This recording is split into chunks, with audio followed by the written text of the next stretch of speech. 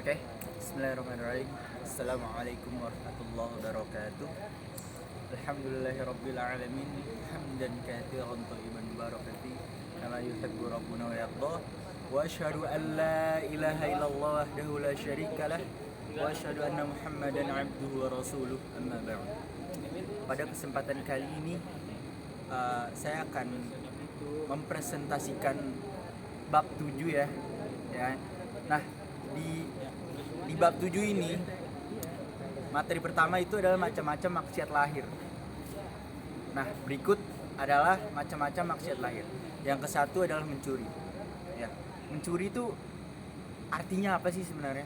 Ya, menurut bahasa adalah mengambil kepemilikan orang lain dengan tanpa izin. Nah, sedangkan menurut istilah mencuri adalah mengambil harta milik orang lain dari tempat penyimpanan yang dilakukan secara diam-diam dan sembunyi-sembunyi. Ya, ada dalil hal ini diterangkan dalam ayat berikut ya dalilnya. A'udzubillahi minasyaitonirrajim. Bismillahirrahmanirrahim. Wala ta'kulu amwalakum bainakum bil batil wa tudlu biha ilal hukami litakulu fariqam min amwalin nas bil ithmi wal antum ta'lamun. Ya. Artinya, dan janganlah sebagian kamu memakan harta sebagian orang lain di antara kamu yang jalan yang batil, dan janganlah kamu membawa urusan harta itu kepada hakim supaya kamu dapat memakan sebagian itu. Nah, yang kedua ada korupsi. Nah, pengertian korupsi itu apa sebenarnya? Korupsi berasal dari istilah bahasa Latin corruption atau corruptux yang berasal dari kata corrumper. Kemudian kata tersebut diserap dalam beberapa negara seperti dalam bahasa Inggris dan Prancis corruption, corrupt, atau dalam bahasa Belanda yaitu koruptif yang memiliki arti merusak, membusuk, penyimpangan moral, kebejatan, penyuapan, kehinaan, dan ungkapan untuk merendahkan. Menurut istilah, korupsi adalah gejala atau praktik para pejabat negara menyalahgunakan jabatannya untuk keuntungan diri mereka sendiri, ya, atau sekelilingnya dengan cara yang tidak wajar dan yang tidak legal. Nah, jenis-jenis korupsi itu terbagi menjadi 3, ya. Yang pertama, riswah atau suap. Riswah adalah pemberian materi atau sesuatu yang dijanjikan dengan maksud mempengaruhi seseorang supaya memberi keuntungan bagi si pemberi dengan cara melawan hukum. 2, gulul atau berkhianat, menyalahgunakan wewenang.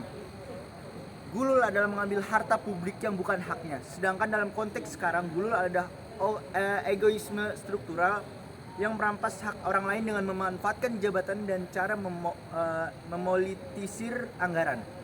Yang ketiga, ada suh dan hirs. Suh dan hirs adalah situasi kewajiban dalam cara bekerja dan dalam cara mencari nafkah yang gegabah dan tidak hati-hati. Perilaku ini hanya fokus untuk mencari hasil dan tidak memperhatikan kebersihan sumber penghasilannya. Nah, dampak korupsi, ya. Perilaku korupsi memberi dampak yang besar bagi kestabilan negara.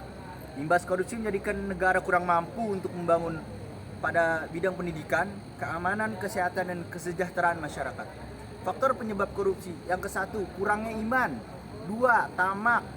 3, konsumtif. 4, penghasilan kurang mencukupi kebutuhan hidup. Nah, yang ketiga adalah membunuh. Nah, pengertian membunuh dalam bahasa Arab disebut dengan qatala, adalah suatu tindakan seseorang yang dapat menghilangkan nyawa, roh, dan jiwa seseorang dan dapat menghancurkan bangunan kemanusiaan. Macam-macam membunuh. 1, pembunuh yang disengaja. 2, pembunuh semi sengaja. 3, pembunuh tidak sengaja. Ya. Yang keempat, ada mabuk-mabukan. Mabuk adalah kondisi keracunan alkohol yang menyebabkan pelakunya menderita penurunan mental dan fisik yang ditandai dengan bicara nggak jelas, ngelantur gitu. Ya, keseimbangan kacau, kondisi buruk, mata merah, dan kelakuannya aneh. Ya. Nah, tahapan diharamkannya minum-minuman keras. Ada 4 tahapan nih. Yang pertama, ayat-ayat yang tidak melarang minuman keras. 2. Hukum yang menganjurkan untuk tidak memabukkan. 3. Allah melarang untuk mabuk-mabukan pada saat waktu tertentu. Alasan diharamkannya mabuk: 1. Dapat menghalangi dan mengingat Allah.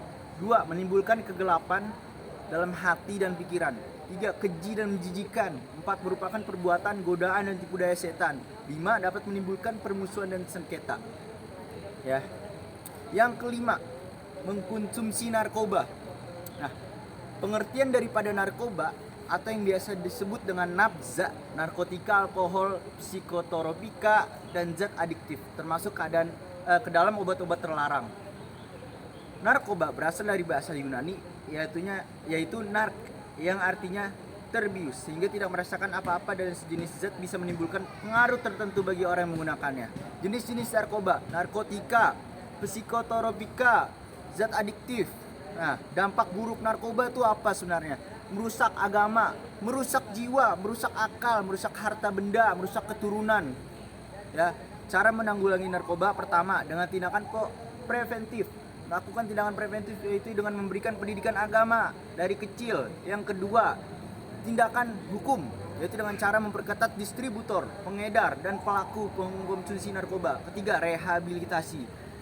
Yang keenam, berjudi.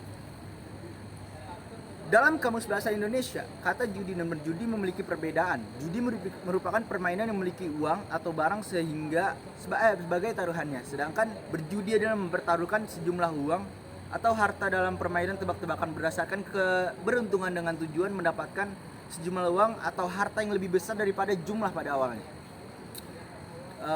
Dampak negatif berjudi: yang pertama, melalaikan manusia untuk ingat Allah. 2. Menjadikan orang suka bermalas-malasan. 3. Mengorbankan api permusuhan antar pelaku judi. Yang ketujuh adalah zina. Nah, kalian pasti sudah tahu lah nih, zina itu apa sih sebenarnya?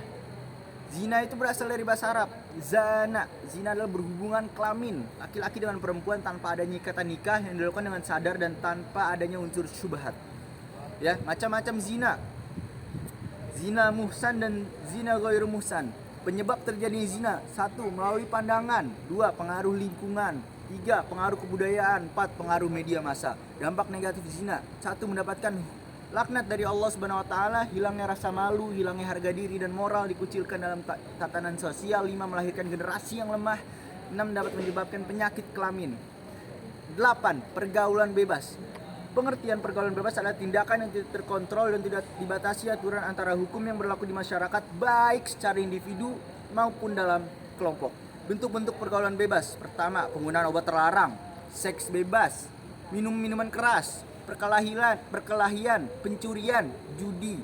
Nah, penyebab terjadinya pergaulan bebas: kurangnya iman, kurangnya perhatian dari orang tua, salah memilih pergaulan, tidak dapat membendung nafsu, efek moderasi dan kebudayaan. Yang kesembilan, nih parah banget nih, emang nih lagi viral LGBT. LGBT merupakan singkatan dari lesbian, gay, biseksual, transgender. Nah, lesbian adalah satu orientasi seks yang mana perempuan menyukai sama jenis perempuan. Sedangkan gay itu laki-laki menyukai antar laki-laki. Nah, kalau biseksual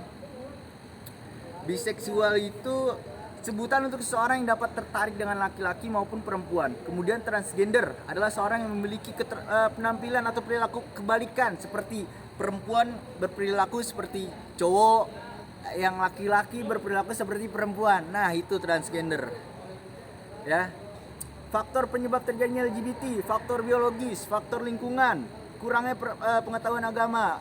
Nah, dampak negatif dari LGBT adalah dilaknat Allah, dikucilkan oleh masyarakat, hilangnya rasa malu, hilangnya moral, mendatangkan penyakit berbahaya seperti HIV, AIDS, kanker dubur, meningitis, kanker mulut. Nah, cara mengatasi LGBT: diadakannya penyuluhan keagamaan tentang budaya LGBT. 2. Menjaga pergaulan, mengadakan kajian-kajian, ditetapkannya undang-undang melarang LGBT, dilakukan pendekatan sosiologis. Ya.